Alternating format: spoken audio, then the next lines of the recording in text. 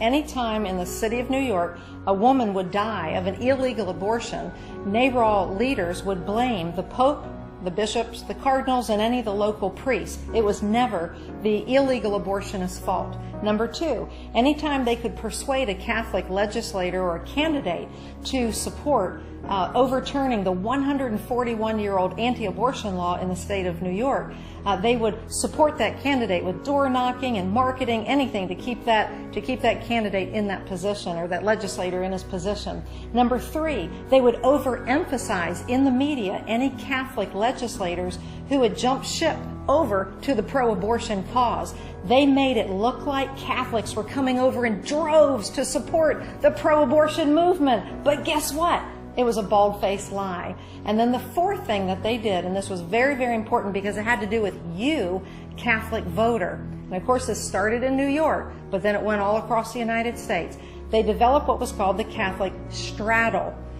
They knew many Catholics would never believe that abortion is a good thing, so what they did was they gave them the straddle, that they could feel personally abhorrent toward abortion. It's okay to remain with that position, but because they had already convinced so much of the public that abortion was simply a medical decision, not a political decision at all, but just simply a medical decision between a woman and her doctor, that it was okay to be anti-abortion, but to vote for that pro-choice candidate, because every woman has the right to choose. And to choose what? To choose to kill her child.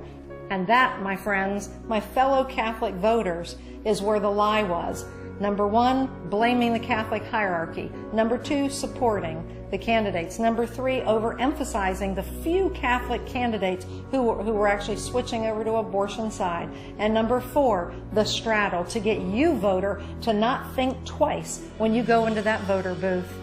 We have big decisions to make this election coming up. For 2,000 years, the pro-life Catholic doctrine has never changed. We haven't watered it down one bit, regardless of the Catholic strategy. That's a lie, and anybody supporting the Catholic strategy and all of its misinformation campaign does not deserve political office. The Catholic Church supports the dignity of all human life. In fact, we are told not to do anything to advance abortion and the hurting the unborn child. So Catholic voters, it's time to come out from this demonic cloud of the Catholic strategy. It was intentional, it was stealthy, it's deadly, it's killed 60 million babies in America. But it's done something else, and this is something, Catholic voter, you must grapple with. Margaret Sanger launched a very racist population control plan back in 1939 called the Negro Project. It was intentional, and it was just as stealthy as the 1970 Catholic strategy.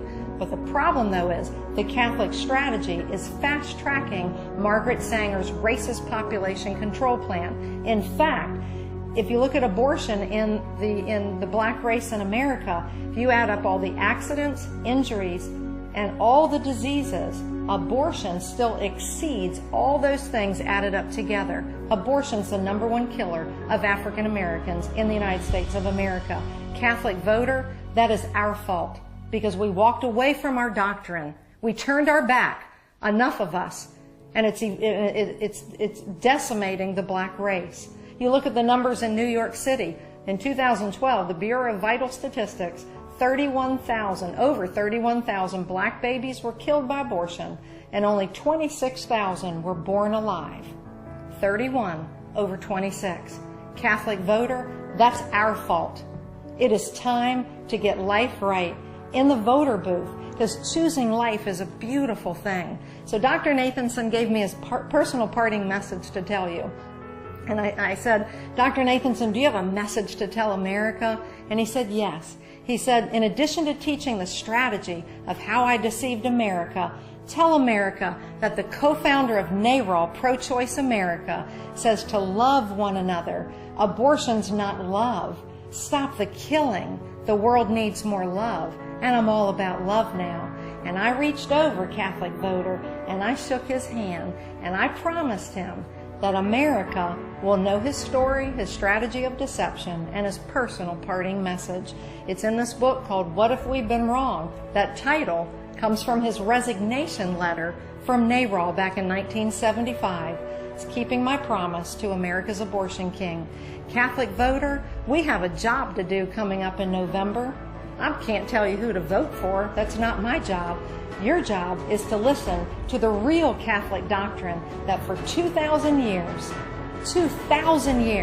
we have something to stand on, and it's to protect the dignity of all human life, regardless of their size.